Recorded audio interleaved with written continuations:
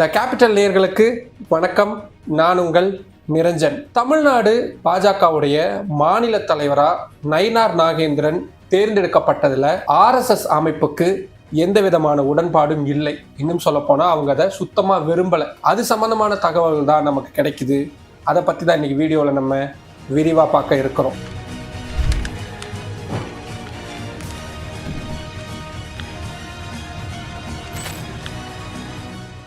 ரெண்டாயிரத்தி 26 சட்டமன்ற தேர்தலை மனசுல கொண்டு பாஜக கிட்டத்தட்ட ஒரு வருஷத்துக்கு முன்னாடியே காய் நகர்த்தல்களை தொடங்கினாங்க. அதோடைய மிக முக்கியமான விளைவு தான் அதிமுகவுடனான கூட்டணியை அவங்க உறுதி செஞ்சிருக்கிறது. இந்த கூட்டணி உறுதி ஆகணும் அப்படின்றதுக்காக என்ன விலை கொடுக்கவும் தயாரா இருந்தாங்க. அந்த விலைக்கு பலியாகி இருக்கிறவர் தான் பாஜகவுடைய முன்னாள் மாநில தலைவரான அண்ணாமலை அவர்கள் அந்த பதவியில இருந்தாருன்னா நிச்சயமா அதிமுக பாஜக கூட்டணி உருவாகவே ஆகாது அப்படின்றத மிக தெள்ள தெளிவா இரண்டு தரப்புமே உணர்ந்திருந்தாங்க. அது மட்டும் இல்லாம அண்ணாமலைக்கு மாற்றா வேற யாரையேனும் கொண்டு வந்தாலும் அவங்களாவது அதிமுக பாஜக கூட்டணியை மேலும் வலுவா கொண்டு போவாங்களா அப்படின்றதுலயும் சந்தேகம் இருந்தது.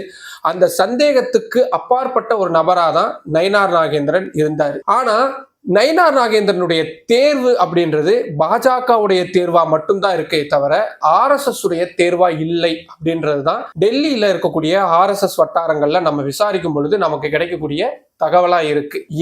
RSS அமைப்பை பொறுத்த வரைக்கும் பாஜகவுல முக்கியமான இடங்களுக்கு வரவங்க மிக தீவிரமான RSS பின்னணி கொண்டவங்களா இருக்கணும் அப்படின்றத விரும்புவாங்க. ஆனா நயினார் நாகேந்திரனை பொறுத்த வரைக்கும் சில வருடங்களுக்கு முன்னாடி வரைக்கும் அவரு திராவிட பாரம்பரியத்துல தான் இருந்திருக்கிறாரு. இப்போ பாரதிய ஜனதா கட்சிக்கு மாறினாலும் கூட மிக தீவிரமா திராவிடத்தை எதிர்ப்பாரா அப்படின்னா சந்தேகத்துக்குரிய விஷயம்தான்.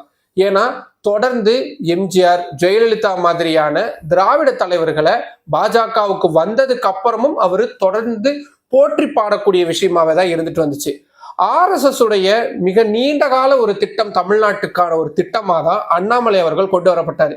ஏன்னா ஒரு பிம்பத்தை அப்படி உருவாக்குறது அப்படின்றதுக்காக RSS பல வருடங்கள் அவங்க அதுக்காக உழைப்பை செலுத்துவாங்க. அந்த உழைப்பின் பிரதிபலனாக தான் அண்ணாமலை அவர்களை திடீர்னு கர்நாடகாவிலிருந்து தமிழ்நாடு பாலிடிக்ஸ்க்கு அறிமுகப்படுத்துறாங்க. உடனடியாக மாநில தலைவர் பொறுப்பு கிடைக்குது. தேசிய அளவிலான ஒரு பெரிய வெளிச்சம் அப்படின்றதும் அண்ணாமலைக்கு கிடைக்குது.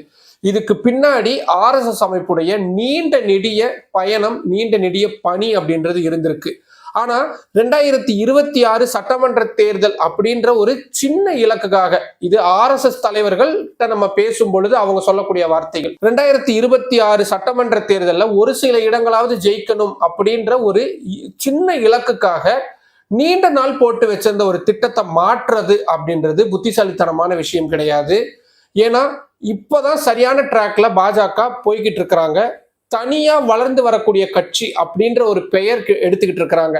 ஏன்னா காங்கிரஸை பொறுத்த வரைக்கும் எப்பவுமே திமுக இல்லாட்டி அதிமுகவை சார்ந்து இருக்கக்கூடிய கட்சி அப்படின்ற ஒரு நிலை இருந்த நிலையில பாஜக அதை மாற்றி மூன்றாவதா ஒரு மிகப்பெரிய அணியாக தமிழ்நாட்டில் உருவெடுக்க முடியும் அப்படின்ற ஒரு நிலை இருந்தது. ஆனா இப்போ மீண்டும் திராவிட கட்சிகளையே சார்ந்து இருக்க வேண்டிய நிலைக்கு பாஜகவை தள்ளி இருக்கிறாங்க பாஜகவுடைய தேசிய தலைவர்கள். இது நீண்ட காலத்துக்கு தமிழ்நாட்டில் பயணம் செய்வதற்கான ஒரு தடைக்கல்ல தான் நமக்கு ஏற்படுத்த போகுது அப்படின்ற மாதிரியான விஷயங்கள் சொல்லியிருக்காங்க. நம்ம ஏற்கனவே பார்த்திருக்கிறோம், RSS அமைப்புக்கும் பாஜகவுக்கும் இடையில ஒரு பெரிய பனிப்போர் போய்கிட்டு இருக்கு. இது சம்பந்தமா த கேபிட்டல் சேனல்லையே மிக விரிவான ஒரு வீடியோவை நான் போட்டிருக்கிறேன்.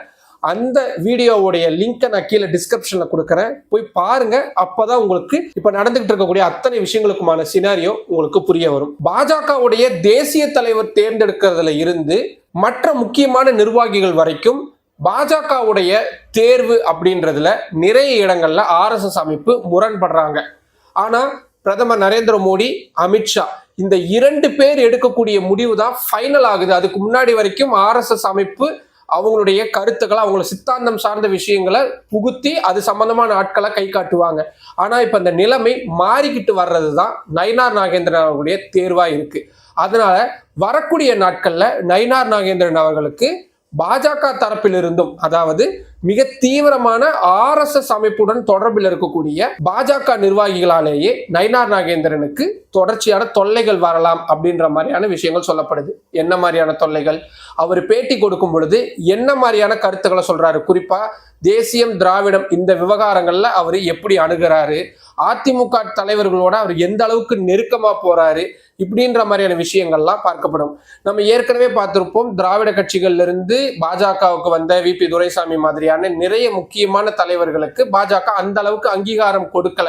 மாநில அளவுல அவங்களுக்கான ஒரு இடம் கொடுக்கப்பட்டிருந்தாலும் கூட தேசிய பொறுப்பு அந்த மாதிரி இடங்கள்ல எல்லாம் அந்த அளவுக்கு கிடையாது. அதுவும் மாநில தலைவர் அப்படின்றது பாஜகவை பொறுத்த வரைக்கும் ரொம்பவும் பெரிய ஒரு பதவியா பார்க்கப்படும். அவங்களுக்கு இருக்கக்கூடிய மரியாதை அப்படின்றது மிகவும் தனித்துவமானது. ஆனா அந்த இடத்துல RSS பின்னணி இல்லாத ஒருத்தரான நயினார் நாகேந்திரனை கொண்டு வந்து வச்சிருக்கிறத RSS உடைய மூத்த நிர்வாகிகள் பலரும் விரும்பாம இருக்கிறாங்க. அதனால வரக்கூடிய நாட்கள்ல அவருடைய செயல்பாடுகள் RSS ரொம்ப தீவிரமா கண்காணிக்க போறோம் அப்படின்ற மாதிரியான தகவல்கள் தான் நமக்கு சொல்லப்படுது. இன்னொரு பக்கம் நயினார் நாகேந்திரனுக்கு பாஜக தலைமையும் நிறைய முக்கியமான சவால்களை கொடுத்திருக்கிறாங்க. குறிப்பா சட்டமன்ற தேர்தலில் வெற்றி வாய்ப்பு எந்த வகையிலும் சிந்தாம செதறாம இருக்கணும். அதுக்கு மிக தீவிரமானது பாஜக அதிமுக மேல்மட்ட தலைவர்கள் வரைக்கும் ஓகே, ஆனா கீழே இருக்கக்கூடிய அடிப்படை தொண்டர்கள் மத்தியில இருக்கக்கூடிய கசப்புணர்வு அப்படின்றது இருந்துகிட்டே தான் இருக்கு. ஏன் இப்போ கூட திருப்பூர் மாதிரியான நிறைய இடங்கள்ல இந்த இரண்டு தரப்புக்கும் இடையில நேரடியான மோதல் அப்படின்றது வெடிச்சிருக்கு. ஸோ அந்த மாதிரியான விஷயங்கள் எல்லாத்தையும் கவனத்தில் கொண்டு உடனடியாக தீர்க்கணும் அப்படின்ற விஷயம். ஏன்னா அதிமுகவை பொறுத்த வரைக்கும் பாஜகவுடனான கூட்டணி விருப்பப்பட்ட கூட்டணி கிடையாது, அது திட்டவட்டமான உண்மை. விஜய் கூட போகணும் அப்படின்றதான் அதிமுகவுடைய முதல் சாய்ஸா இருந்தது. விஜயும் அதுக்கான கை நகர்த்தல்கள் தான் இருந்தாரு. ஆனா பாஜகவுடைய நெருக்குதல்கள், அவங்க கொடுத்த அழுத்தம் தான் இப்போ பாஜக அதிமுக கூட்டணி உருவாயிருக்கிறதுக்கான வாய்ப்பா இருக்கு. இதுல அதிமுக தலைவர்கள் நிறைய பேர் வெளிப்படையாவே முரண்பட தொடங்கி இருக்கக்கூடிய சூழல்ல அவங்கள கூப்பிட்டு சமாதானப்படுத்தணும். இந்த மாதிரியான வேலைகளும் நயினார் நாகேந்திரன் அவர்களுக்கு கொடுக்கப்பட்டிருக்குது. RSS அமைப்புடைய அந்த வெறுப்பை நீக்கணும். பாஜக தலைமை அவருக்கு கொடுத்திருக்கக்கூடிய ரொம்பவும் டஃப்பான பணிகளையும் செய்து முடிக்கணும். இது எல்லாத்தையும் விட மிக முக்கியம், உள்ளூர் பாஜக நிர்வாகிகளை திருப்திப்படுத்தணும். இந்த 3 விஷயத்தையும் நயினார் நாகேந்திரன் சாதிப்பாரா இல்லை சறுக்குவாரா அப்படின்றது தான் வரக்கூடிய நாட்கள்ல ரொம்ப இன்ட்ரெஸ்டிங்கான விஷயமா இருக்க போது. அது சம்பந்தமான வீடியோக்களையும் அவ்வப்போது நம்ம தொடர்ந்து பார்க்கலாம். நயினார் நாகேந்திரனுடைய இந்த பொறுப்பை நீங்க எப்படி பாக்குறீங்க?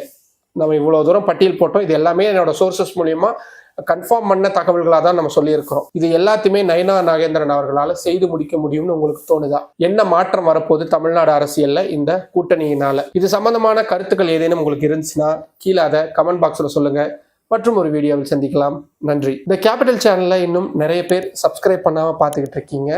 தயவுசெய்து சப்ஸ்கிரைப் பண்ணுங்க. டெல்லியிலிருந்து தமிழ் மக்களுக்கான ஒரு சேனலா, ஒரு யூடியூப் சேனலா நான் அதை ரன் பண்ணிக்கிட்டு இருக்கிறேன். இதுக்கு நான் உங்ககிட்ட இருந்து எதிர்பார்க்கறது உங்களுடைய ஆதரவு மட்டும்தான். நீங்க எந்த அளவுக்கு ஆதரவு நிறைய கொடுக்குறீங்களோ அந்த அளவுக்கு நானும் உத்வேகமா வீடியோக்குள்ள போட முடியும். நிறைய கமெண்ட் பண்ணுங்க, லைக் பண்ணுங்க, ஷேர் பண்ணுங்க. நம்ம சேனலை மறக்காம சப்ஸ்கிரைப் பண்ணுங்க. நன்றி.